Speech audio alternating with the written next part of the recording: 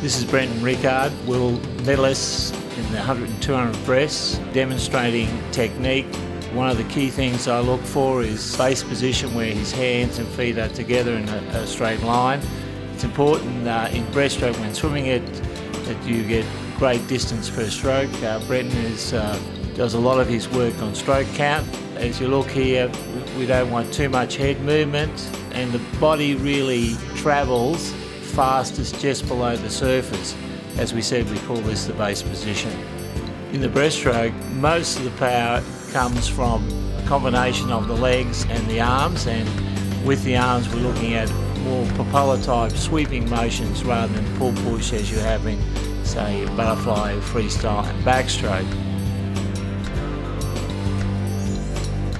The feet, the movement is predominantly backwards and together. I think 10 years to 15 years ago it was sort of more around and together, but now the modern breaststroker is pushing back and together. It's very important to have great ankle flexibility and hip and knee joint mobility. When breathing in breaststroke, we want the swimmer to move with the stroke, not to have a separate head movement. He comes up with the arm stroke catching the water, his body, neck and back moves rather than his head bobbing up and down to take the breath. It is important to look forward when taking this breath without too much head nodding and interference with stroke length in front.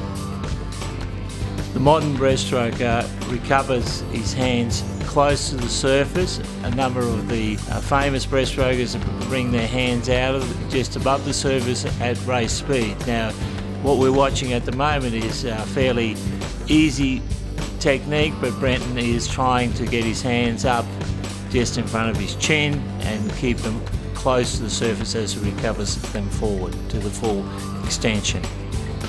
At the start of the stroke, the swimmer presses outwards, and some of the breaststrokers press a little bit upwards, but it is a wide position and then starts to catch, and the catch position is where the head starts to come up for the breath. So the breath is a result of that beginning of the in-sweeping motion of the stroke.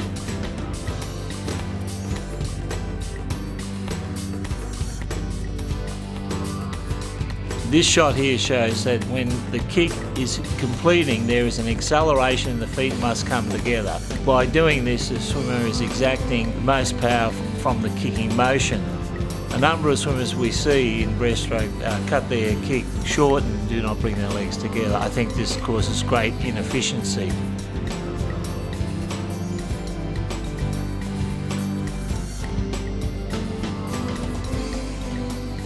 This underwater shot shows the arm stroke again, once again full extension, then an outward sweep to catch the water, and then an inward sweep, then forward for recovery. This underwater shot shows how the feet accelerate and come together, and the arc of the backward motion is quite narrow. The best breaststrokers are doing this, it appears, and getting a more of a backward and together motion rather than an outward and around together motion as they were, say, 15, 20 years ago. This shot shows full extension at the front, and also that the knees trying to keep them in line with the body rather than drop them underneath the hips. In breaststroke, predominant power, I believe, comes from the hip movement, and once we connect with the core through our arms, it is important that this is the generating power. Looking at all good breaststrokers, I feel that you need to have your hips up near the surface as in these shots showing Brenton side on.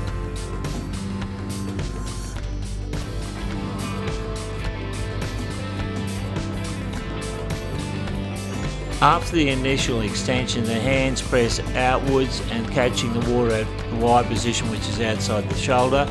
At that position, the in-sweep begins, and this is the most propulsive part of the breaststroke.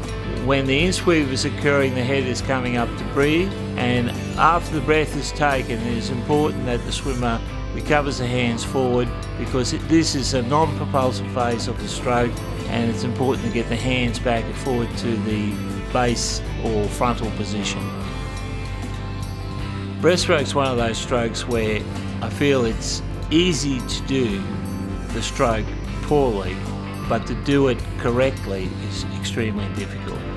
When teaching breaststroke or developing an athlete to compete at high levels, I think it's very important that we focus on doing the stroke well, maybe doing many drills with it rather than doing lots of it poorly. Breaststroke can be swum by many people poorly, but by very few well.